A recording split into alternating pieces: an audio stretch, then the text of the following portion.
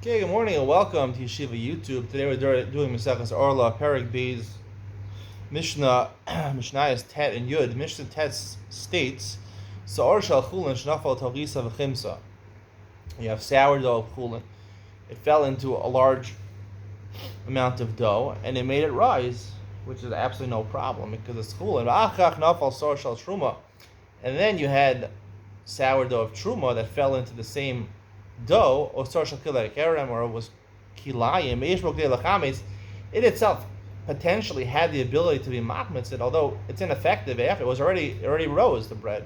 So it's aser. The chiddush of the Rabbana Tanakama, the Chamim, is that it's aser nonetheless, even though it's not actually what causes the rise. Rabbi Shimon matir. Shimon says is mutter. So the way I'll just explain it simply, the way the Rav Vadia Bar Tanura explains is that the Chum hold, even though doesn't help. It didn't help the bread rise, and even the Ramodes no sin tam lefgam, have extra sourdough in your bread gives it a bad taste. Nonetheless, because you have extra sourdough, it has the potential now, this whole loaf, to make a lot of other breads rise, and therefore that potential itself is considered significant, and it answers the whole thing. And then Shimon says, no, we don't look at future ability to be machmitz. Now it's no sin tam lefgam, so therefore it gives a bad taste. Therefore, it's not chashuv, it's not significant. It wouldn't answer.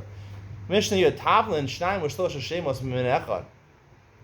Let's say you have spices. We talked about, right, that when it has the ability of sourdough, or when it's essential spices in a cooked dish or a soup, that gives it its distinctive taste. So even if it's less than 1 in 100 or less than 1 in 200, it would answer. So let's say you have 2 spices or 3 spices. They're the same spice, right? Ginger or basil or coriander or things like that. Three pieces of basil, 3 leaves of basil. 1 leaf of the basil is Orlah, 1 is Truma, 1 is Ashera, Kerem. 3 different things, 3 different isurim. Each one by itself would not affect the taste of the soup, but together, the 3 surim, there'll be enough basil to impart a significant taste in the soup. Oh, mishlosha, or you have 1 is, or 3 leaves, 1 leaf of basil, 1 leaf of coriander, and 1 leaf of parsley, but they're all orla, they're all truma, they're all kilayim, the same iser, aser. In either case, and you need all 3 leaves to impart a taste, right? Unique taste. It's aser. Umitzdarfin, they combine together to impart the taste to aser, even if it's less than 1 in 200. Or right? Rishimon Omer Shnayim Rosh Hashemos Min Echad Shnei Minim Mishem Echad. Einam Mitzdarfin. He says in both of these cases we go lakula. Again, Rishimon's lakula over here.